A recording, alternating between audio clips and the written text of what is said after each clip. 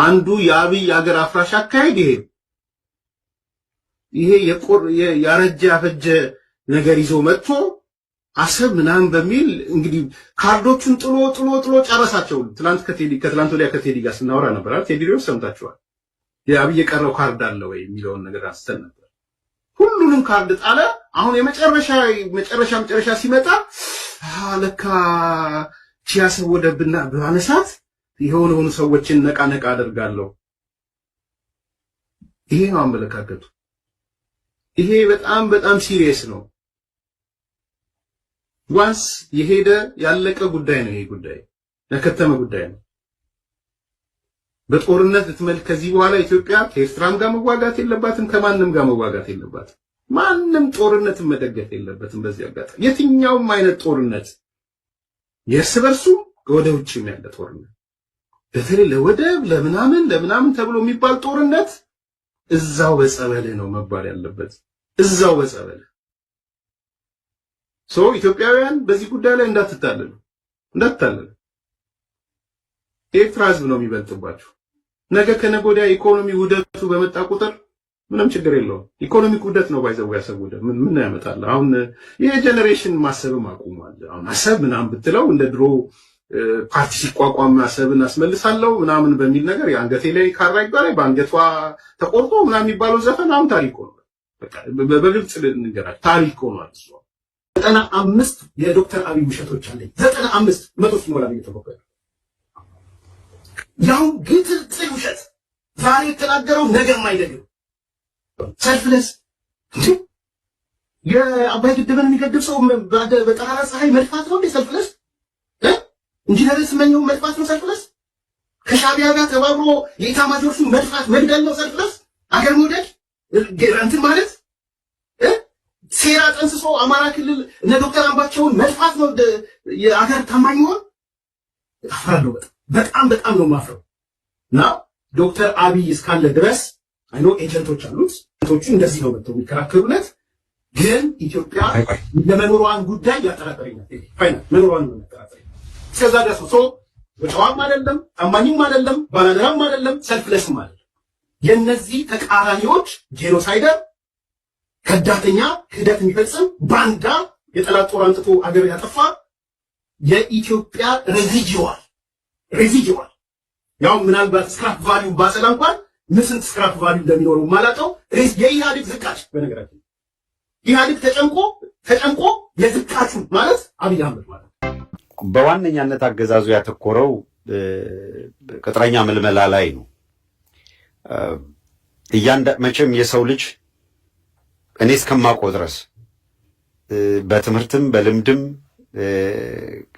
በማዳመጥም በማንበብም በማናቸው መልኩ ካገኘኋቸው ቀስሚያቸዋለሁ ከምላቸው እውቀቶች መካከል አንደኛው መቼም የሰው ልጅ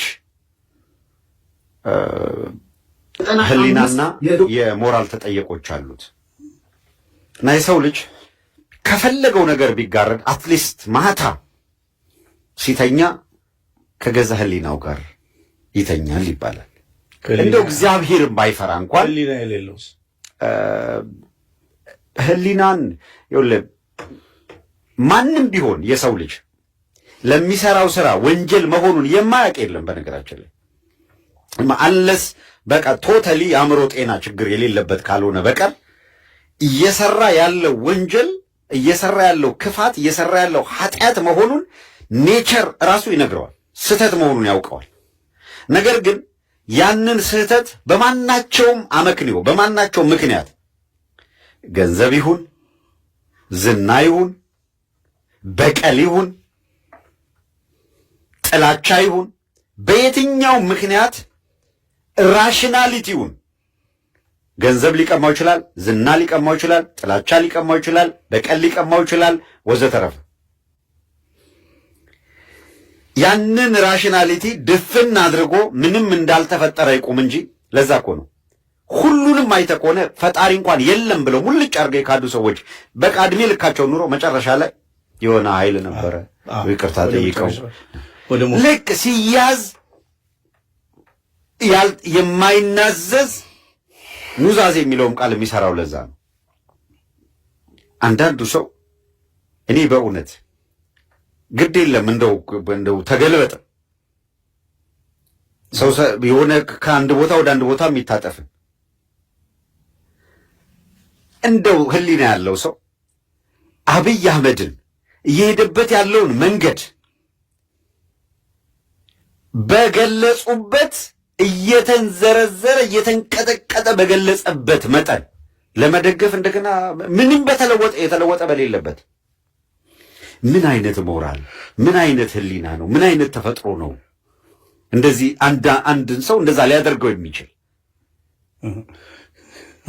ቆይ አሁን ይህን የምናየውን ሰው ከቀድሞ ሚዲያ ጀምሮ ምን ይል እንደነበረ እናውቃለን አይደል? ጌታቸውስ እንደው ጌታቸውን አብይን ያህል ከጌታቸው ውጭ የገለጸው ነበር አለ። አሁን ፍሊ እኮ መጣ እኮ ጌታቸው። አዎ፣ ግን አሁን የፈለግነው ጌታቸውን ሳይሆን ቀጥታ አሁን ለጌታቸውን እኔ ከዚህ ጋር አላነጻጽረው። ይህንን ነው የፈለግኩት። ይሄ ሰው ብቻውን ራሱን ችሎ ህዝቡ የሚያውቀው በሚዲያ ሰውነት ነው።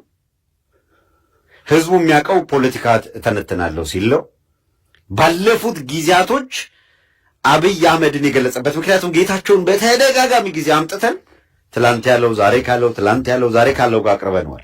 ህሊና የሚባለውን ነገር ማለት የህሊና ዳኝነቱ ለሱ ተው ነው ሲያስቃዠው ጌታቸው ረዳ እኮ እየወጣ በየሚዲያው እኮ ያንን ሊያስተባብል ይሞክራል።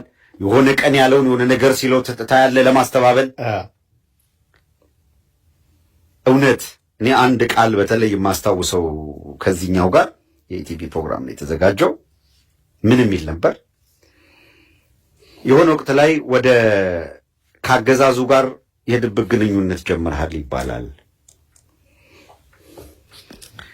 ሹመት ልትቀበል ነው ይባላል ተብሎ ተወር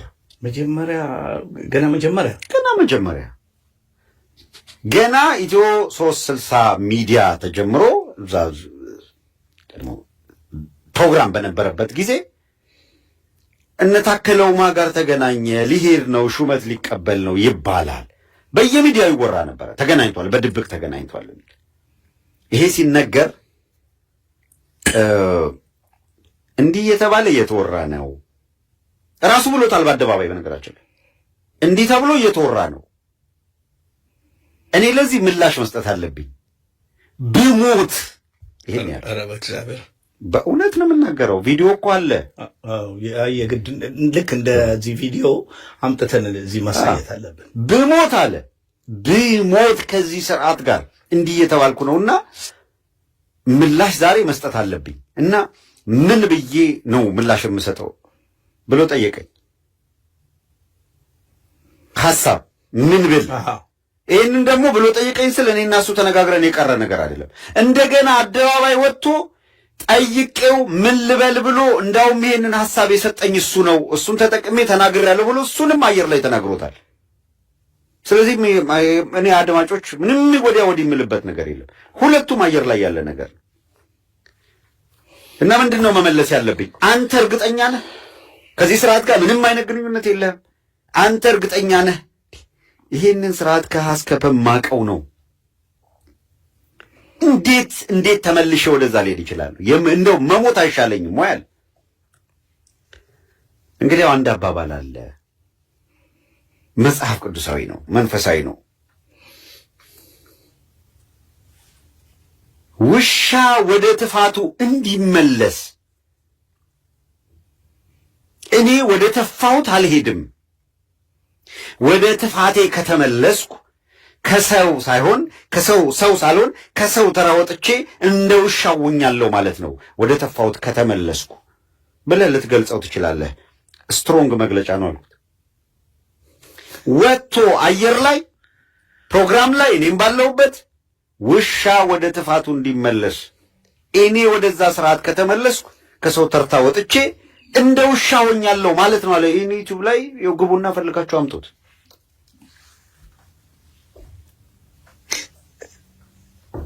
ውሻ ወደ ትፋቱ እንዲመለስ ከተመለስኩ ከሰው ተርታ ወጥቼ እንደ ውሻ ሆኛለሁ ማለት ነው። እኔ ወደ ተፋሁት የፈለገ ቢመጣ አልመለስም የሚል አቋም ይሄ በአደባባይ የተነገረ ነው። እኔም ተጠይቄ ውሻ ወደ ጥፋቱ ይመለሳል የምትለዋን ተናግሬያለሁ። ለተናገርኩትም ለሰጠሁት ምክርም በአደባባይ አዎ ተብያለሁ። አይ እስቲ አይደለም ይባልና ቁጭ ብዬ ቪዲዮዋን አመጣታለሁ ሰርች አድርጌ ሲሆን ደግሞ አሁን ፕሮግራም ጨርሰን እስከምንወጣ ድረስ ይሄን እያንዳንዱ ሰው ቪዲዮን ኦልሬዲ አውጥተውታል። ሶ ሪያሊቲው እሱ አብይና የኤርትራ ጦርነትን በተመለከተ ጌታቸው ረዳ ወጥቶ አሰብን አጀንዳ ገለመሌ አጀንዳ ምናምን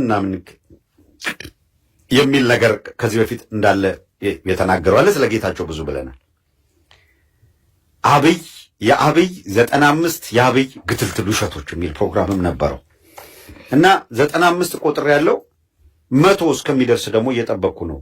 የአብይ ግትልትል ውሸቶች ይሄ ገና አርሊ እኮ ነው። አሰብ ጦርነት የሚፈልግበት ምክንያት ምን እንደሆነ የኢትዮጵያ ሕዝብ ምን ማለት እንዳለበት ያንን ምክር ነበር የሰጠው። እኔ ሌላ እንደው ወደፊት በብዙ መልኩ ልንሄድበት እንችላለን። ግን አሁን ኢቲቪ እንደ አጀንዳ አድርጎ ስላመጣው ስለ ሀገር በሚል ለዛው ስለ ሀገር በሚል ፕሮግራም ህዝቡ የቱን ነው ማድመጥ ያለበት? ይችን ቪዲዮ እንከታተላት እስኪ ምን ተብሎ እንደነበረ ወደ በፊት። አንዱ የአብይ ሀገር አፍራሽ አካሄድ ይሄ ያረጀ ያፈጀ ነገር ይዞ መጥቶ አሰብ ምናምን በሚል እንግዲህ ካርዶቹን ጥሎ ጨረሳቸው። ከትላንት ወዲያ ከቴዲ ጋር ስናወራ ነበር አይደል? ቴዲ ሪዮስ ሰምታችኋል። የአብይ የቀረው ካርድ አለ ወይ የሚለውን ነገር አንስተን ነበር። ሁሉንም ካርድ ጣለ። አሁን መጨረሻ ሲመጣ ለካ ቺያሰብ ወደብና በአነሳት የሆኑ ሰዎችን ነቃ አደርጋለሁ። ይሄ ነው አመለካከቱ። ይሄ በጣም ሲሪየስ ነው። ዋንስ የሄደ ያለቀ ጉዳይ ነው። ይሄ ጉዳይ ያከተመ ጉዳይ ነው። በጦርነት ልትመልክ ከዚህ በኋላ ኢትዮጵያ ከኤርትራም ጋር መዋጋት የለባትም፣ ከማንም ጋር መዋጋት የለባትም። ማንም ጦርነትን መደገፍ የለበትም። በዚህ አጋጣሚ የትኛውም አይነት ጦርነት የእርስ በርሱ ወደ ውጭም ያለ ጦርነት በተለይ ለወደብ ለምናምን ተብሎ የሚባል ጦርነት እዛው በጸበልህ ነው መባል ያለበት። እዛው በጸበልህ ኢትዮጵያውያን በዚህ ጉዳይ ላይ እንዳትታለሉ። የኤርትራ ሕዝብ ነው የሚበልጥባችሁ። ነገ ከነገ ወዲያ ኢኮኖሚ ውደቱ በመጣ ቁጥር ምንም ችግር የለውም። ኢኮኖሚክ ውደት ነው ባይዘው ያሰቡደ ምን ያመጣል? አሁን ይሄ ጄኔሬሽን ማሰብም አቁሟል። አሁን አሰብ ምናምን ብትለው እንደ ድሮ ፓርቲ ሲቋቋም አሰብን አስመልሳለሁ ምናምን በሚል ነገር የአንገቴ ላይ ካራ ይባላል በአንገቷ ተቆርጦ ምናምን የሚባለው ዘፈን አሁን ታሪክ ሆኗል። በቃ በግልጽ ልንገራችሁ ታሪክ ሆኗል። 95 የዶክተር አብይ ውሸቶች አለኝ 95 100 ሲሞላ ነው የተበቀለ